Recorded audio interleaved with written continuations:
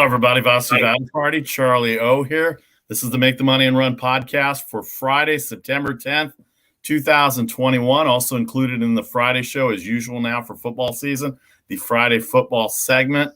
We'll get to that about 15 minutes after the hour. We'll have our intern, Nick Robinson, in with his unique angles on wagering, player props, and everything that goes into the future wave, the wave of the future in terms of sports wagering and sports angles. We're here every Monday, Thursdays, and Fridays, 3 Eastern, 12 Eastern, and 1 Eastern right now. Facebook and YouTube Live. Thanks to everybody on Facebook and YouTube Live for the comments the last few days. We really appreciate it. Download, subscribe, rate, and review anywhere you get your podcast. Don't forget every day that we have day games. We have 2 segments. We have the version of the show that we do live, and then we have the show where we do the podcast minute on social media, where you can reach us on Facebook and Instagram, VParty Sports, MTMAR Podcast, MTMARpodcast@gmail.com, Facebook and Instagram. We have a Make the Money and Run Facebook group page as well, too. You can comment there, send us any questions. The NFL is open last night. We got a controversy in Major League Baseball. Got a lot of things going on. We're sponsored by the Britannia Arms of Cupertino. Silicon Valley's longest-running British pub and restaurant since 1981, celebrating 40 years in Cupertino. Reach out to them at BritanniaArmsDeanza.com, 408-252-7262. No better place to go watch the NCAA NFL games this weekend, as well as during the week. I'm ordering my bangers from that. No better place to go watch the football and reach out to them during the week as well for all their specials. And also they cater to you, and they can host your group events as well, too. All right, Charlie O. What a week it was. What a week we're going to have. What a remembrance we're going to have. Let's start off on a serious note here a little bit. Tomorrow's the 20th anniversary of 9/11. I can remember exactly where I was. I was 33 years old. 20 years ago, it didn't happen until 9:43 Eastern time, so it wasn't on Today or Good Morning America or whatever the CBS show was at that time, so I didn't know about it until after 7 o'clock in the morning our time, and by that time, chaos had already erupted. Do you want to give me a minute on where you were and what you remember specifically? I'm sure you do. Yeah, I was home getting ready to go to work. I was selling advertising at the time for a newspaper in Concord, California, and I was getting ready to go to work. And actually, I was watching the Today Show, which of course out in California is not live, but they broke in with it, and they were talking about. They thought at that time the air traffic control system had gone awry. And I was watching when the second aircraft went into the second tower. And that's when they decided that something was really awry going on. And of course, we were just transfixed. I went in on to work, and then they sent us home because they rightly figured out that nobody was going to be interested in buying auto advertising that day. And we just trying to get our heads around what had happened. Just 2 years earlier, I had been in New York, and I'm deathly afraid of heights. Okay, I'm just going to be honest with you. But I had gone to the World Trade Center, and my wife and I had gone to the top and stood on the roof. And if you had never been there, it was tall enough that you could see the curvature of the earth from the roof. And we stood up there on a Saturday night and watched the lights come up on Broadway, which was just an awesome experience. And as I watched those towers go down, I had a personal connection to that because I couldn't believe it. And of course, then the loss of life and the firefighters. My brother was a firefighter. It was devastating. And to this day, I still can't believe that it happened. Yeah, very tragic of what happened. Obviously, the 2 towers going down. The first plane, at first you thought maybe it was an accident, air traffic control, as you said, and then the loss of life. I only remember bits and pieces of it. I went to work. I was in the corporate world at that time, and we had to. And I was in human resources, so I had to go deal with everybody on top of dealing with my own stuff, and then all the aftermath of that, and all the attacks against the immigrants and immigrants' families, even people who were born here, myself included, over the next few months. Just very sad how the whole thing happened. Eventually, we all got back together, sports-related wise. President Bush throwing out the first pitch at the World Series. I remember that. I remember sports taking the weekend off. I remember football taking the weekend off. Everything related to sports had gone on the back burner, rightfully so. But from that standpoint, we just don't want to forget this is I cannot believe it's 20 years right now, how fast time has gone, where you and I were at that time, considering the time where we are now in our lives and how life stages are different from that standpoint. But we want to honor everybody that had lost life, that had been affected by it. Everybody had been affected by it at some point or another for 9/11. The Mets and Yankees are playing this weekend. That's going to be a big series for the baseball ramifications, obviously, but also the significance of it. And I think MLB Network did a great job. I didn't see it, but I saw some of the previews on MLB Network replaying the game. They played the first game after 9/11 with the Yankees and the Mets and the Braves, and then also the stories that they had about the game pre-game show that they had last night. I'm sure MLB Network will replay it all. But we didn't want to forget, obviously, there are more important things in the world going on, and right now we're going through it as well, too, with COVID, which will lead us to our next story, surprisingly, as if we haven't had enough to talk about. We'll get to the baseball in a second. We'll get to the baseball in a second. We'll get to all the lines, and we will have the Friday football show at 10:15, 1:15 on the East Coast, and we will have intern Nick Robinson and his unique angle at it. But we're going to get to the baseball in a second. In a baseball-related note, Hunter Renfroe, the outfielder for the Boston Red Sox, not the Vegas wide receiver, tells WEEI, the flagship of the Red Sox, that MLB had told the team to treat the symptoms of COVID because they had 11 players and staff on the COVID list and were unable to play, that Major League Baseball had told them to just treat the symptoms and not test for COVID anymore because they didn't want any more outbreaks or any more pre-setting, pre-whatever to take care of the COVID situation, Charlie. This is a huge investigation. I mean, if Hunter Renfroe is correct, then I don't know why he wouldn't be or why he would make something up like that. The Red Sox have denied his statement. He plays for the Red Sox. He's having a great year for them. But to come out and say something like this, to me, it says that something's going on in Major League Baseball. There has to be an investigation. The players' contract with the owners, the Players Association contract with the owners is in the fall.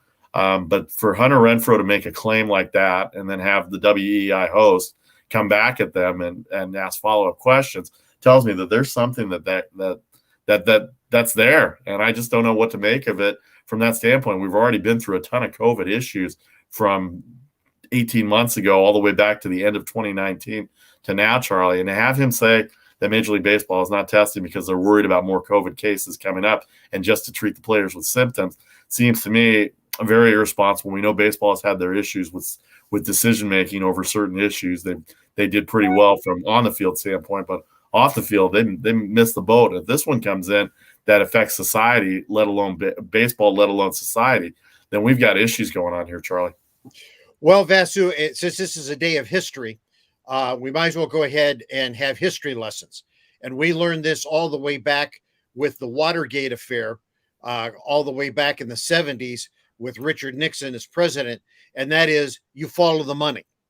And that's always where these things start. You follow the money. And if this is true, and I have no reason to doubt Hunter Renfroe, I don't think he has anything to gain by bringing this out.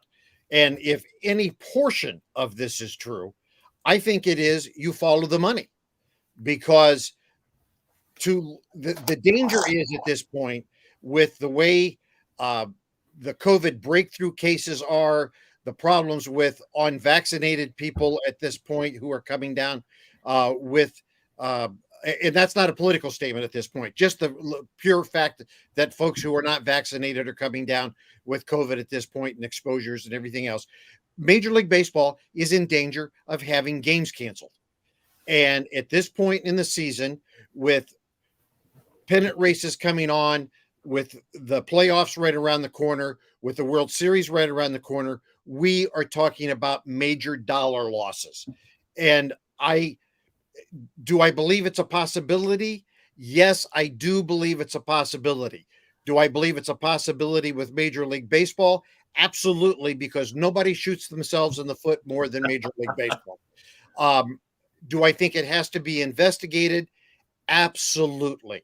It's coming from a guy who has not had a history of being a wild hair. So I think it's something that has to be looked at and looked at seriously. And if it's true, there better be not suspensions. There had better be some serious firings, and starting right at the top with Rob Manfred, because he has had a disastrous tenure, in my opinion, as commissioner of baseball. And if this is happening on his watch, if this isn't enough to finally jettison him out of the Park Avenue offices, there'll never be enough.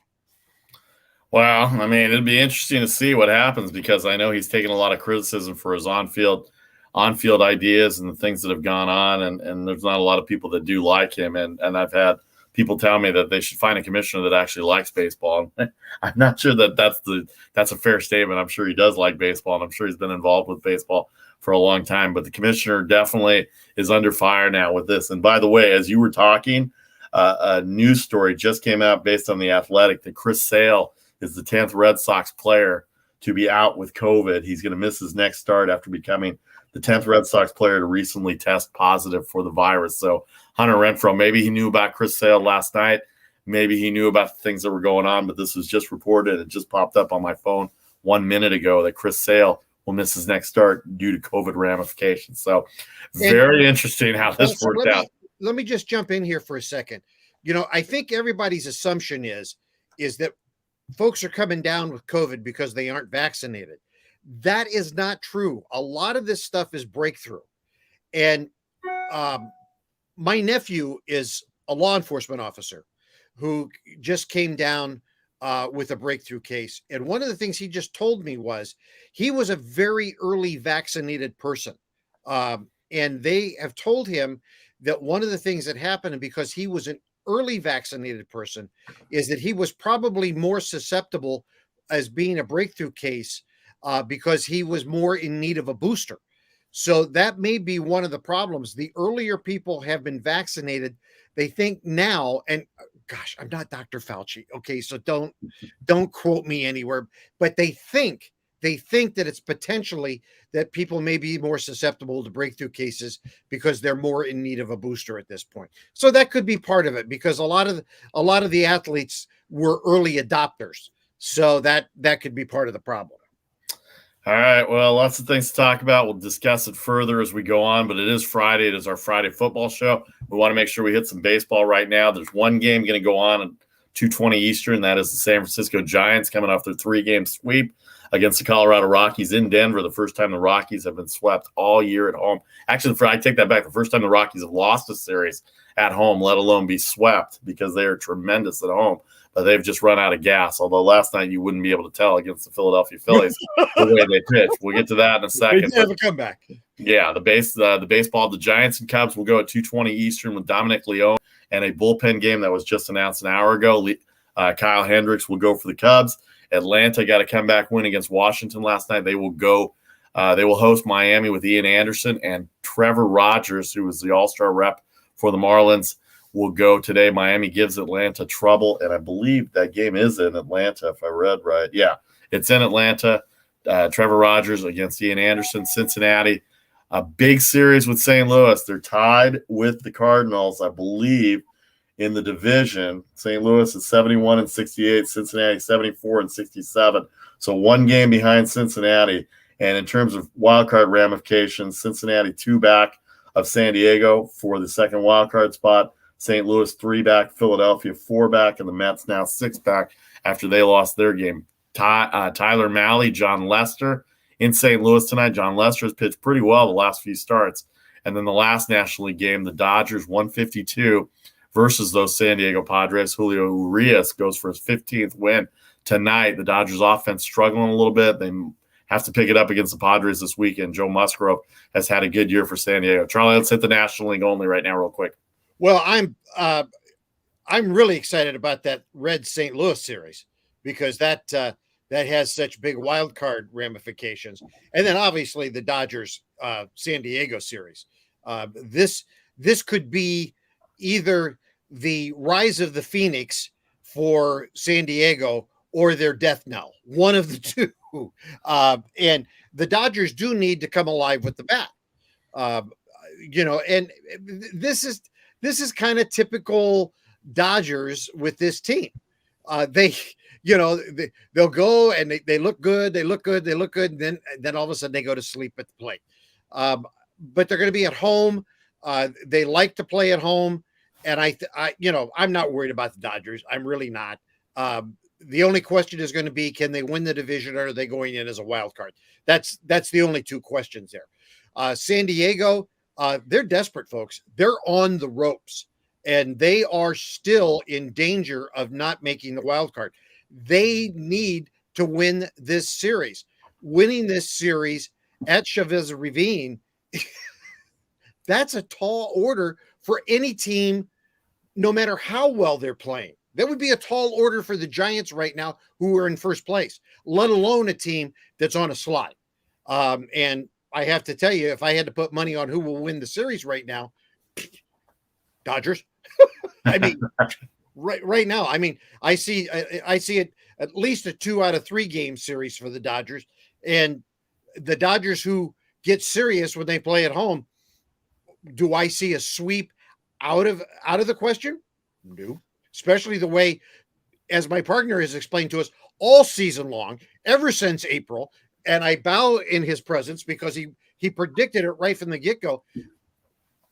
The Padres play such horrible defense, and that's going to work against them all weekend long.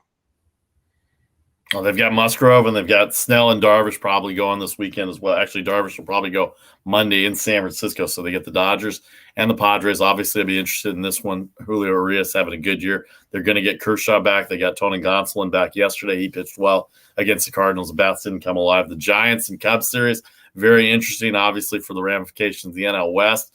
Chicago Cubs are red hot. They can't take the Cubs lightly. They're 8 out of the last 10.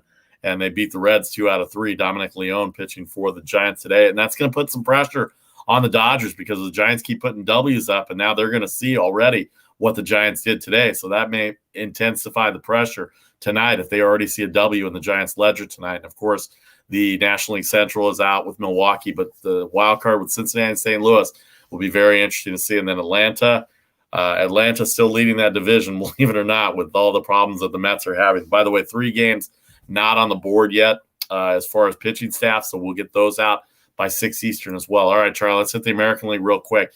Toronto, Baltimore. Toronto, just swept the Yankees, just demolished the Yankees. And now they're going into Baltimore, who's really struggling with their best pitcher, Robbie Ray, 285 against Chris Ellis. Tampa Bay, who has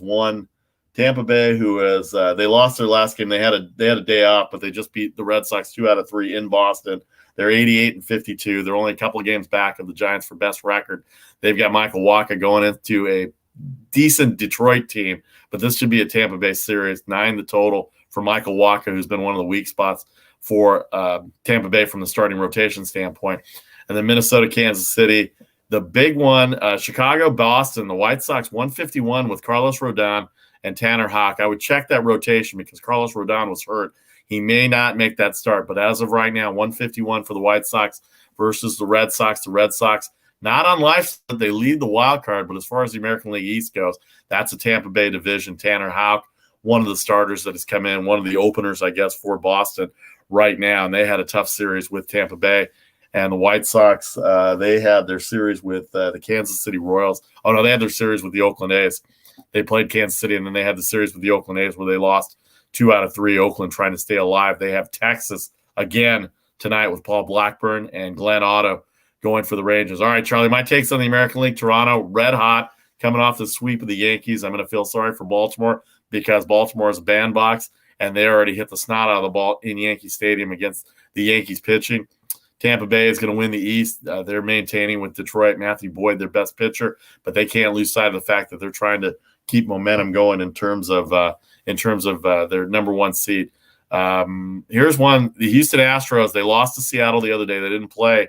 They took 2 out of 3 from Seattle. Had to have a walk-off on Tuesday night. Lost, blew a 4-2 lead on Wednesday. Now they get the Angels in town, and Framber Valdez is going tonight for the Houston Astros, and Shohei Ohtani going for the Angels. They're a 190 favorite. The Houston Astros are I know the Angels are not a very good team, but Shohei Ohtani is 9-1 with a 2.77 ERA or somewhere in that neighborhood, and he's a plus 180 or plus 175 underdog for the Angels against the Astros, even though they're on the road, and that's surprising to me, Charlie.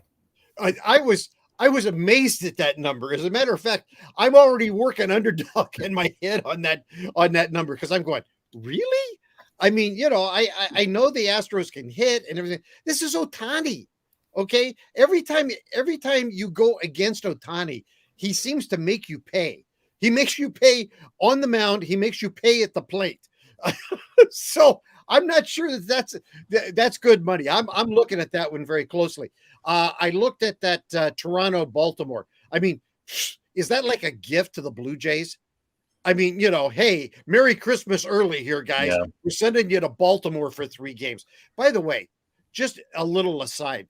One of the games in this last series for Baltimore, 4,100 fans in the stand. Yeah. If I'd have ever told you you're only going to have 4,100 fans in the stands in Baltimore, you'd have looked at me and told me I'm crazy. I think they only had 4,000 in Oakland against the White Sox on Tuesday night too. Yeah, well, that's not surprising. I mean, the A's could be in first place by 10 games and be destined to win the World Series, and they'd only have 4,000 show up. But Baltimore, I mean, that's a baseball town, and that that organization is so sad. I mean, that's just tragic. But for Toronto, wow, great for them. And Tampa Bay, you're absolutely right. I mean, they're going to win that. They're going to win that East. But no easy weekend for them with Detroit. I mean, Detroit's got a lot of hope there right now. I mean, that's a franchise that's on the rise. They're reviving themselves. They're a Lazarus franchise coming back from. So that won't be an easy weekend for them. They'll probably win the series, but there's no sweep in the future of that series. Let's wrap up with the interleague games tonight. The Milwaukee Brewers, we talked about their big lead. Cleveland has kind of slipped a little bit. They are going to Cleveland. Adrian Hauser, very not well-known pitcher for that Brewer staff because everybody talks about the big 3 for Milwaukee. Adrian Hauser, Eli Morgan going for Cleveland tonight. Milwaukee, a slight favorite. By the way, back to the Angel game for a second. I could understand Houston being at home, being about a 130 or 140 favorite, maybe 150 because of the way the Astros are at home. But now, because then the Angels are not very good. Let's face it, they're not very good. But now you've got a situation where it's 190. So check back by 6 Eastern on our social media pages. We'll have all our picks by then, as well as all weekend for NFL and college picks as we get to it as well for this weekend. Lots to talk about in the NFL and our football segment. And then the big one in New York, the Yankees and Mets. Yankees are favored 120 at the Mets. 7.5 the total. No DH in the game. Jordan Montgomery, Tyler McGill go for the Mets. The Mets struggled against Miami. They had leads in both games, and all 3 of those games. They won the first one. They could not hold the second one. They lost in extra innings there. And then they had a 2-0 lead last night and ended up giving up 3 runs and losing to the Miami Marlins again. 3-2, and they are struggling right now. Let's go through the wild cards real quick before we take a break and get to the Friday football show. The wild cards in the American League, Boston and New York, both at 62 losses. They're tied, even though Boston has 2 more wins. They're 1 game up based on that. Toronto only has 62 losses. They only have 77 wins, so they're a half a game back behind the Yankees. But they're all at 62 losses, and that's a 3-way race right there. The Oakland A's, Seattle Mariners are at 64 losses, 2 games back of the second spot. And then the Cleveland Indians, we said they're struggling a little bit. They had a good game yesterday, but they're 7 back, and that's too many teams to get over. In the National League, Dodgers have a 13-game lead over San Diego, 12 in the loss column. 13-game lead over San Diego between 1 and 2. San Diego has a 2-game lead on Cincinnati, 3 on St. Louis, 4 on Philadelphia, and then those Mets are 6 back. They didn't help themselves with the Marlins, as we just said. Quick wild card thoughts, Charlie, before we get to the football show. Well, in the American League, I'll tell you, my money's on the Blue Jays to make it in. I don't think I think the Yankees are a hot mess. I think they'll probably have a pretty good weekend against the Mets, but I don't like their consistency, and I like where the Blue Jays are going.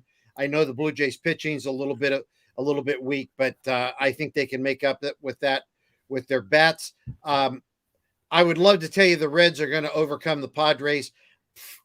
I have no faith in them, and they're my team, but I have no faith in them at this point. I'm waiting for the fade, and St. Louis has been so inconsistent that I'm ready for them to have another drop off. So this weekend, I think whoever comes out with the series win this weekend will stay in contention. The other one could well be on their slide out of contention in the wild card.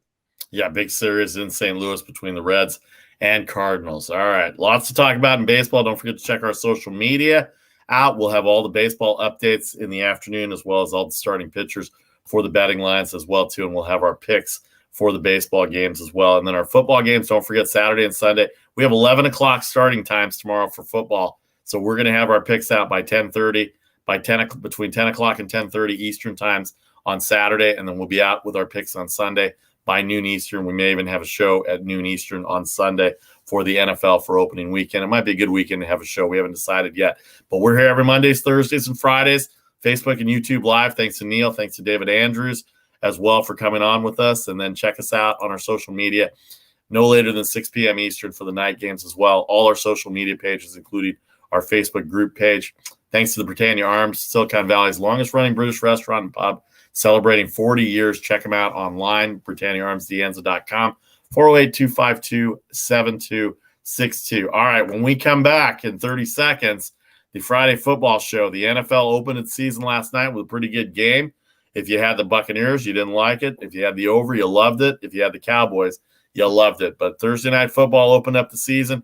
We'll talk about that for a few minutes. We'll preview the entire NFL. And we got college football coming up, including our intern, Nick Robinson, at 45 minutes into the show. He'll join us as well, too, to talk a lot of college football for this weekend as we get into week 2 of the NCAA. NFL, NCAA previews and reviews as we get to the Friday football show for the Make the Money and Run podcast. Vasi Vada Party, Charlie O. Thanks to everybody for joining us today. We'll see you in 30 with the show.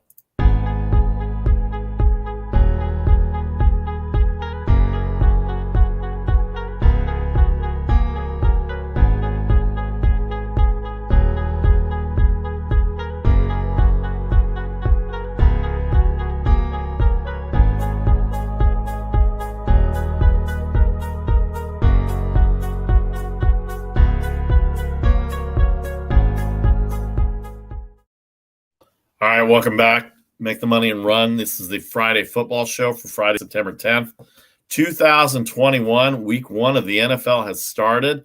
The Tampa Bay Buccaneers get a game-winning field goal from Ryan Suckup to beat the Dallas Cowboys 31-29. The Cowboys covered the 8.5, 9, 9.5, wherever you ended up having it. They covered all those point spreads. The over-under ended up getting to 52.5. I think I saw 53 late in the game. That game went over as well, too. What a game last night. It was Tom Brady showing his comeback ability. I think they put a stat up where he was 4th all-time in comeback victories or game-winning drives. And the fact that he had one last night that led to a game-winning field goal just enhances the legend of the GOAT, TB12 right now, 31-29. We'll preview all the NFL games as well. We've got the NCAA games this weekend, some big games this weekend, and we'll go conference by conference. In terms of that, we'll talk about the Big 12 and the addition of 4 teams. And a lot of college football going with that. Don't forget to join me at 5 o'clock Eastern as well on a conversation with Darren Smith of Kansas City Radio, ESPN Kansas City, and Sports Radio 810. He covers the Chiefs. We'll talk AFC West football. We'll talk AFC football. We'll see if the Chiefs can make it to a 3rd straight Super Bowl this year. Sponsored by the Britannia Arms of Cupertino. Check them out at BritanniaArmsDeanza.com, 408-252-7262. No better place to catch up on your NCAA NFL football weekends on Saturdays and Sundays. Check out their weekly specials as well, too. And they can cater for you. They can come to your company or they can set up for your group or event at the Britannia Arms of Cupertino. Just give them a call at 408-252-7262. All right, Charlie, thoughts on the NFL as we put the lines up here from last night, the game, your impression. I know you listened to it, probably had it on a monitor somewhere as your station had it in Sacramento. Yeah. I mean, what a great game. I mean, if you were a viewer, how about some action? I was a little surprised, frankly, at the game calling of the Cowboys. because did they forget they had Zeke Elliott?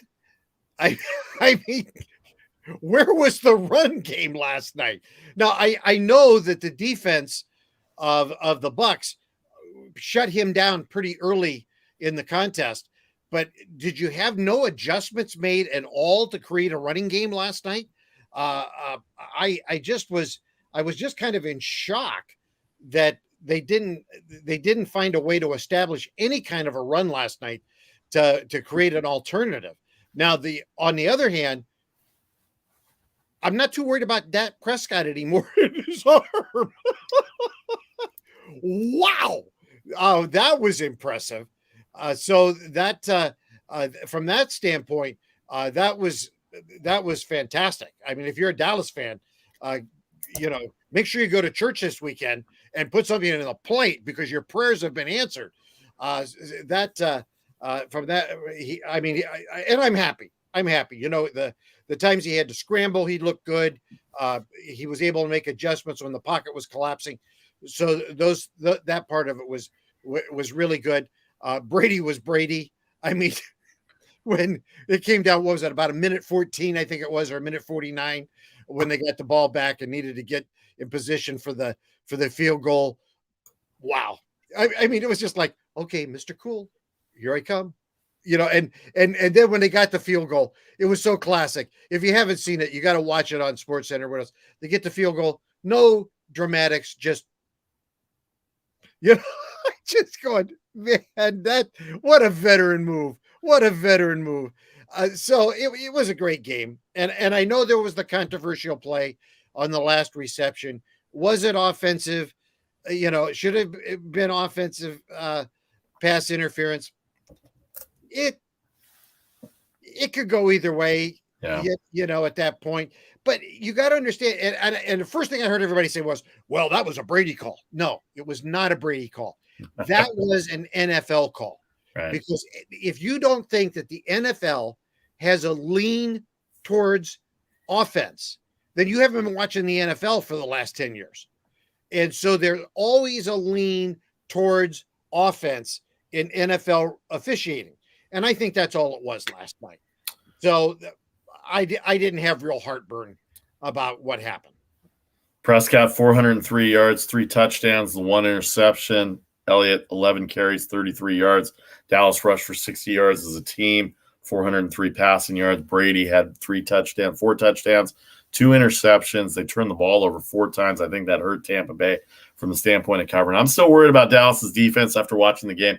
Tampa Bay's defense against the run, they've been top 5 the last couple of years. Their adjustment was they were going to let Prescott go because they clearly could not run the ball on the inside against that great front 7 that Tampa Bay had last night. And it showed. And the Buccaneers, Fournette only had 32 yards.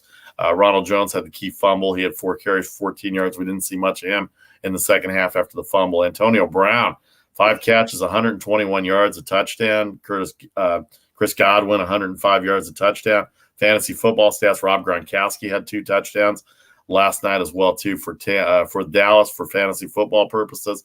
Of course, Prescott had 403 yards. Amari Cooper, 13 catches, 139 yards, 2 touchdowns. CeeDee Lamb, 7 catches, 104 yards after dropping a couple early. He did have 1 touchdown for them. That accounted for their 31 points. Greg Zuerlein, if he's your kicker, boy, you missed points last night, and they had a chance to win that game. And Vasu, all that could go through my head was John Madden yelling, you have to win 2 out of 3 elements in the game, and you're losing the special teams. And that's exactly what it was. He had 4 points that he cost him, a missed field goal and a missed extra point. And look at the final score of the game. And if I'm the Cowboys this morning, I am out auditioning every available kicker in the national that's a professional kicker. I'm serious.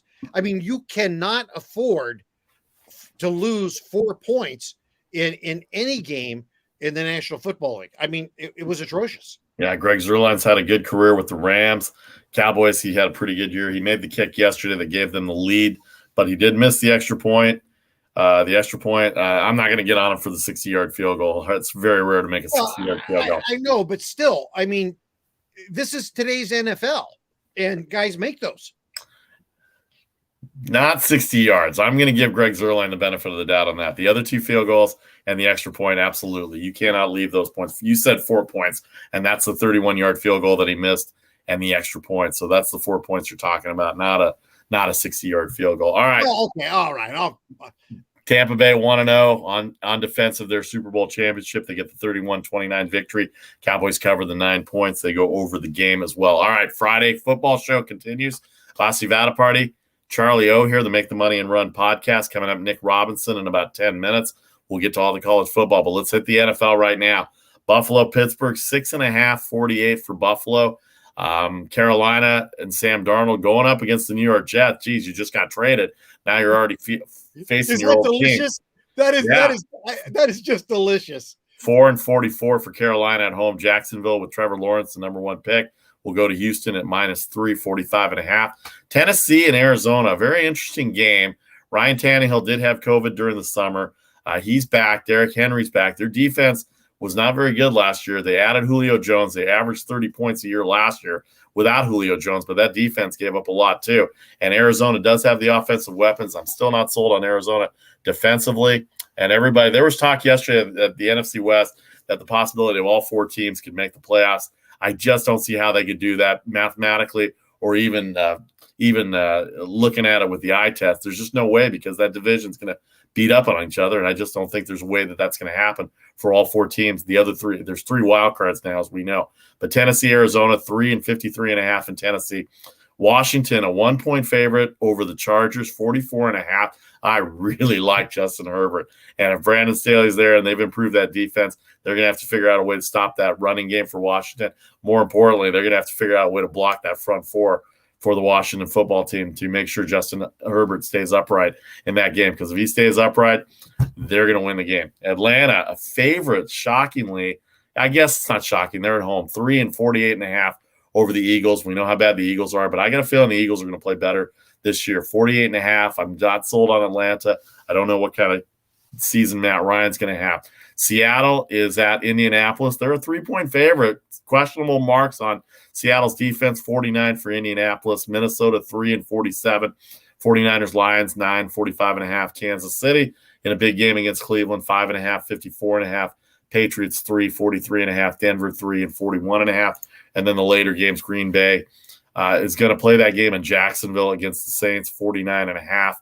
The Rams are 7.5 over my Bears, 46.5 on Sunday Night Football with Andy Dalton starting. And then Monday night, Baltimore goes into Las Vegas as a 4-point favorite with all the problems the Ravens have had this last week with their running backs and their injuries. They lost Marcus Peters as well, too. Their cornerback/safety on defense, 50 the total for the Raiders. Charlie, NFL takes. Wow. I mean, it's so good to be back and have this. By the way, anybody who gets involved in wagering on that Eagles Falcons game, call me. You're in trouble. we need to What talk. are you talking about? I like the Eagles. Oh, no. Stay away from that game. Come on. The Eagles kill everybody every time. Well, come on.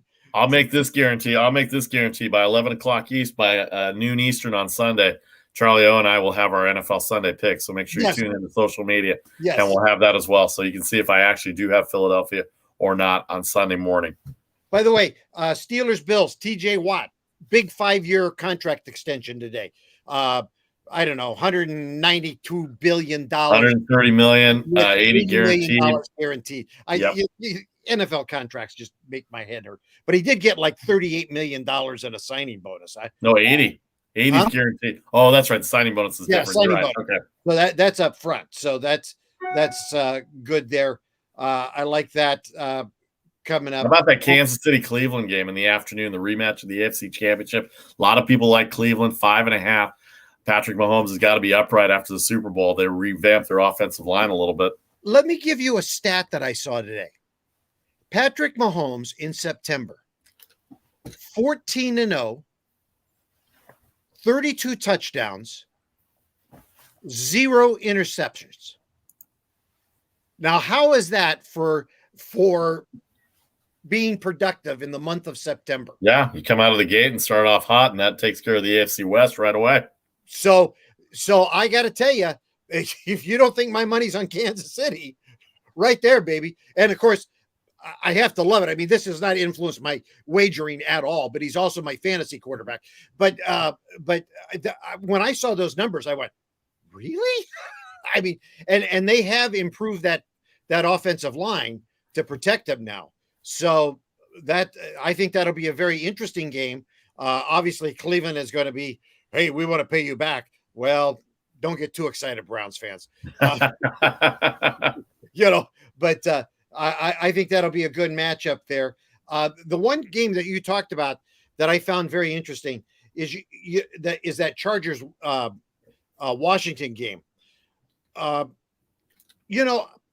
know everybody loves Fitzmagic, and I do too. He's a cool guy. We love the beard. We love the talk. We love the attitude. We know that the Washington football team has a great defense. But man, do you feel like they're the most overrated team in the NFL right now? I mean, I just, Fitz he's always good sometimes, and he's always bad sometimes. And I just don't feel like this is a team that is going to always play well against good teams. And I think the Chargers are going to be improved. I think they're I'm like you. I like Herbert. I think they're going to show better defense. I don't know. I'm thinking about that game, and I got to tell you, I'm thinking Chargers. I haven't finalized it yet. Yeah, but I think that's going to be an interesting game to watch. And then it's and then that Jets Panthers game. that's just a must watch game for me. Because I want Sam Darnold. I want that kid to win that game so bad. I really do. Just because he deserves some payback. Well, McCaffrey coming off injury. Look for him to do some damage against the Jets. Jets defense is improved, but I'm with Robert Saleh, their new coach. But I'm not sure. And I love Saleh, and I love Mac Jones, and I love all that. It's not an issue there. But Sam Darnold, come on. All right, for me, Buffalo Pittsburgh's interesting. As I said, Tennessee Arizona will be interesting. I love Justin Herbert. I think the Chargers are going to be pretty good. They're going to Washington, I believe. Right? Yeah, they're a favorite.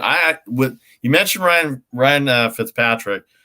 Taylor Heineke almost beat the Tampa Bay Buccaneers at home in that wild card game, and then we would not have had a 7th championship. They were right there, and that defensive front got to Brady, and they were able to stay with it. I remember from the standpoint of they were a 10-point favorite in the game on the road was Tampa Bay, and Washington was right there. They were down only 3 or 6 points after he had come down. And I don't know if Ron Rivera had given him as much of a shot, or they wanted to go with the veteran, or if this is a Chicago Bears situation related to my situation where the veteran's going to go in and see how they do, because they've got a pretty good defense and they've got that front four to go in. So I'm with you on that, but I will be interested to see how they block that front four, because Chase Young and their other I forget the other lineman that rushes. I should have the names in front of me, but that will be an interesting game. Seattle, I want to see how Seattle's defense does against Indianapolis. Carson Wentz looks like he's going to play this weekend.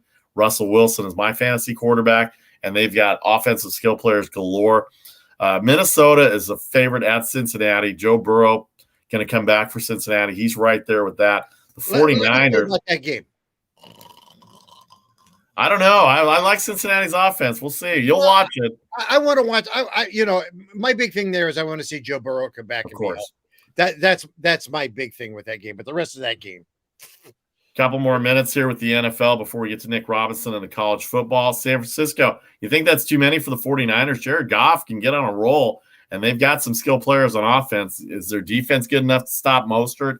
And that running game, Garoppolo going to be the quarterback for the San Francisco 49ers going into Sunday, Charlie? No, that's not too many points for the 49ers. I mean, come on. Poor Jared Goff. He was sent to hell. I mean, he's, I love Detroit. I used to go to Lions games. I love Lions fans. There's no more loyal fans in the world. Their coach is the equivalent of Jim Tomsula when he took over the 49ers. I think he's a lot of bluster. I don't think this guy knows what he's doing. And Jared Goff is not the answer to saving the Lions.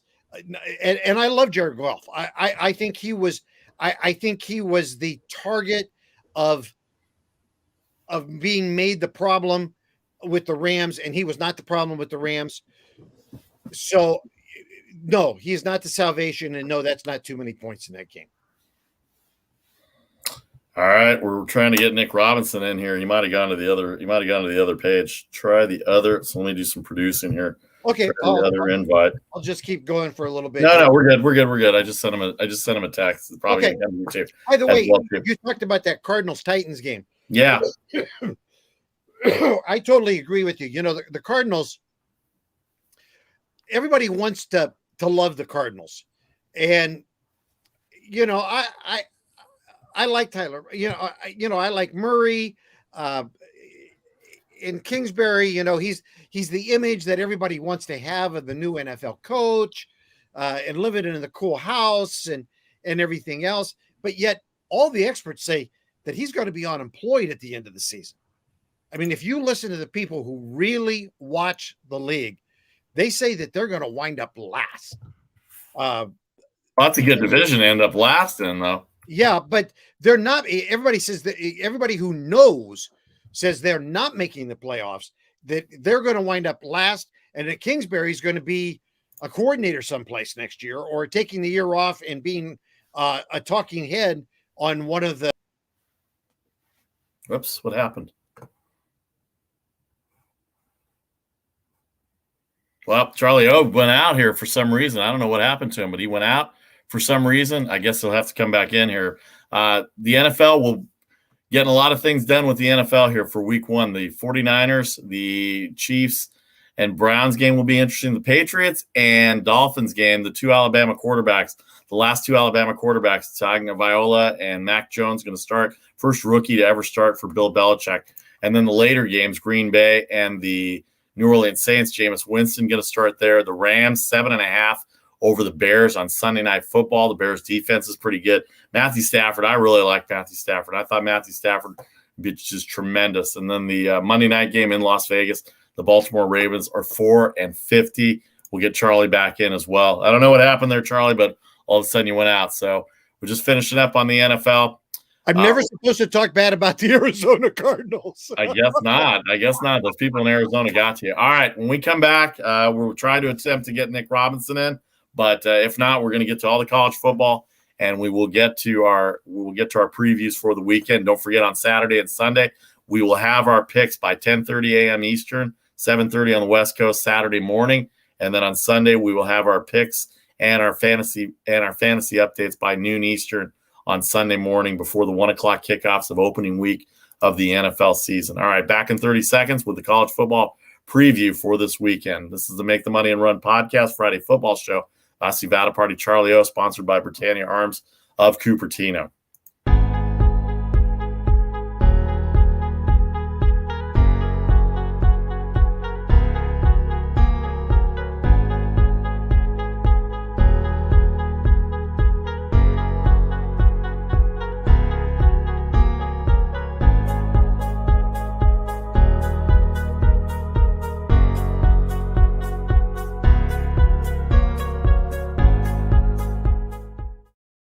All right, welcome back, Charlie O, Vasi Vada Party, the Friday football show of the Make the Money and Run podcast for September 10th, 2011. We're here every Mondays, Thursdays, and Fridays. You can check out our social media pages for updates. We'll have updated picks, updated information for you by 6 Eastern every day on Saturdays and Sundays. Tomorrow, there's going to be 8 o'clock in the morning games on the West Coast, so 11 o'clock on the East Coast. So we'll have our picks in by 10:30 Eastern, 7:30 Pacific on Saturday. And then, as usual, for Sunday, we will have our noon Eastern picks, and we'll have our updates, and everybody, the injury reports will all be out, and we'll have our finalized picks on Sunday morning, 9 o'clock our time, noon on the East Coast as well. Check out Britannia Arms, celebrating 40 years in Cupertino. Check them out at 7262. All right, let's go on to college football here. We talked about last weekend on yesterday's show, but here we go, conference by conference, power by conference. Duke and Virginia are going tonight. Duke is going tonight. I'm sorry, Virginia. Pittsburgh is playing Tennessee. Virginia Tech is going to, let me see, I have it all here. Virginia Tech, a 20.5-point favorite. Rutgers is playing a -2. They're at an ACC team as well. Hang on here. Let me do this right here. Let me do this right here. Rutgers, Syracuse, Boston College 37 in Massachusetts. Duke is playing tonight against North Carolina A&T. UNC coming off their loss last week is a 26-point favorite. North Carolina State has Mississippi State of the SEC. They're a road favorite. And then Miami, after getting hammered by Alabama last week, they have Appalachian State. Don't take them too lightly. Quick ACC thoughts, Charlie. You know what? Out of those games, one game that you're going to want to watch is that Rutgers-Syracuse game. That is going to be a very interesting game. Rutgers, not thought of as a Pac-10 powerhouse, but Rutgers is a pretty good team. They are better than Syracuse. And that's not easy. That's not hard to say because I know several high school teams that may be better than Syracuse. And I've listened to a lot of people, read a lot of people, and they think that this game really right now, they think -2 is a gift. So you might want to take a look at that game because that may be a good play right there. I've seen a lot of people who think that should be more like Rutgers, and that easily could be a -6, -7, -8 game. Moving on to the Big 12 here, Coastal Carolina in the top 25. They've got Kansas tonight, 26.5. The line, 52.5 on Kansas. Kansas barely won last week. They're 1-0, believe it or not. But that Coastal Carolina team is really good, Charlie. Man, I got to tell you, Coastal Carolina. I mean, did you ever think that we'd be talking about Coastal Carolina being a favorite over a Big 12 team? Well, Casey brought it up to us last year. Yeah, but I mean, seriously, I mean, we're talking about a directional school that probably nobody ever thought about until last year being a huge favorite. I mean, 26.5-point favorite over a Big 12 school. I mean, even though it's Kansas, yeah, it's crazy. It's crazy to be that way. And Coastal Carolina, somebody's got to suck that team up and get them in a decent conference. I mean, seriously, somebody's got to get them in a conference where they can get seen on TV on a regular basis because they've got it together. They've got the recruiting. They've got the money behind them. They got the fan base. Somebody needs to get them into a conference right away. Yeah, it's very rare when teams move from conference to conference in college football, but no, unfortunately, that's what's going on right now. Speaking of that conference, let's go to the Big 12. 4 teams have been added. Charlie, you got that story on the 4 teams officially being added. You want to name? I don't know the teams offhand. I forgot the team names. BYU, is it? BYU, Houston, Cincinnati, and the other one, UCF. Good. Have been added to the Big 12. So now they can finally add again because they will actually have 12 teams in the Big 12. Very interesting to me that those teams are the ones that they've added. I think Houston's a good add for them for location wise. Houston, I think, has put together programs that are deserving of that. Cincinnati, that's a big upgrade for them. I mean, that's huge for them to get into a conference like that. And that'll be a good rivalry for them with West Virginia being that close by. I mean, for folks that don't really understand the geography, it's only about 3.5 hours over to West Virginia. So that's a big thing for them right there. That'll create a big rivalry time for them. BYU, Finally, they're getting out of independent status. Get out of that independent status, get back into a conference. That will be very helpful to them as far as bowl games and national rankings.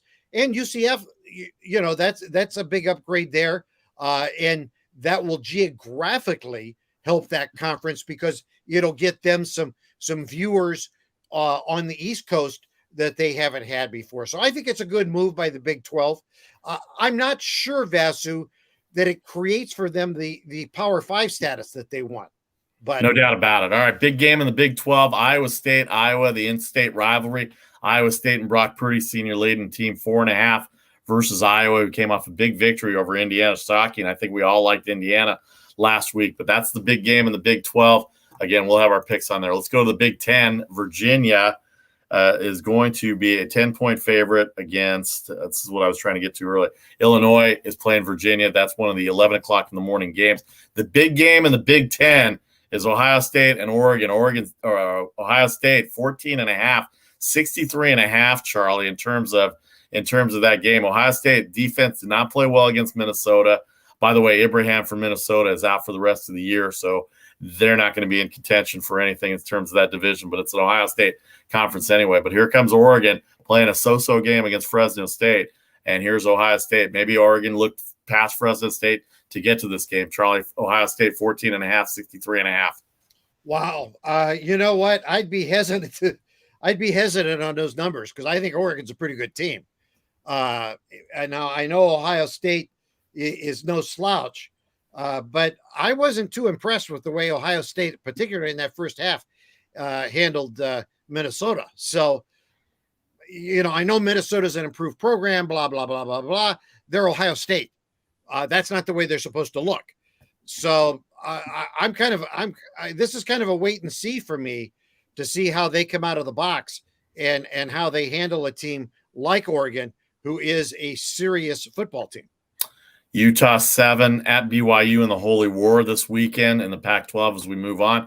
USC has Stanford tomorrow night, late 10:30 Eastern, 7:30 on the West Coast on Fox. 17.5, 53.5. USC handled San Jose State in the second half last week. Stanford, we said yesterday, looked terrible against Kansas State. Arizona, 34-point favorite again. They have I forgot who they have. UNLV, I think. I think they have UNLV. You're right. Arizona State has UNLV 34, 54.5. And then Oregon State late night on Fox Sports 1 has Hawaii, who got dismantled by UCLA. They're going up against another Pac-12 team. Oregon State, 11-point favorite coming off their loss to Purdue. Let's move on to the SEC here real quick. The SEC, the big game in the SEC. There's not really a big game in the SEC. Texas A&M 17 at Colorado. Texas is going to Arkansas. They're playing Arkansas this weekend, and they've got a 7-point favorite. They had a tough game against Lafayette, we thought, coming in. They handled ULL Lafayette very handily. We talked about North Carolina State and Mississippi. North Carolina State can run the ball. Mississippi played very well on Monday night. Louisville may not be very good, and North Carolina State going in as a favorite may be something there. And then Colorado State, a 7-point favorite over Vanderbilt late night on CBS Sports Network as well, too. Charlie, your thoughts on the SEC and the Pac-12? Well, they started off week one giving us good games, and now you know that the SEC is going to have, games where they're going to run over little sisters of the poor, and that's what they're starting to do here in some of these games. And I don't have a problem with that because the smaller schools need the big paydays. So that's what you're going to have there at this point. There's anything really exciting. The only thing that I was interested in is the fact that Texas is a ranked school going into Arkansas and is only getting 7 points. I'm kind of looking at that. I'm kind of looking at that game going, So I'm going to study that game a little more because that intrigues me a little bit. Lastly, I'll be interested to see what Georgia does because their offense did nothing against Clemson last week, and Clemson. They beat Clemson 10-3, but their only score was the defensive touchdown. They're 23-point favorites over UAB this weekend, so hopefully their offense will get back going as well. The American Mountain West will hit that on our social media pages as well too. Vasivada Party sponsored by Britannia Arms of Cupertino. Check them out. Thanks for their sponsorship. Vasivada Party, Charlie O, with the Make the Money and Run podcast Friday football segment as well too. Keep up on our social media. We'll have all our picks for you by 10:30 Eastern on Saturday, noon Eastern on Sunday for the NFL as well, too. All right. For Charlie O, I'm Vasivada Party. Have a great weekend. We'll see you on Monday.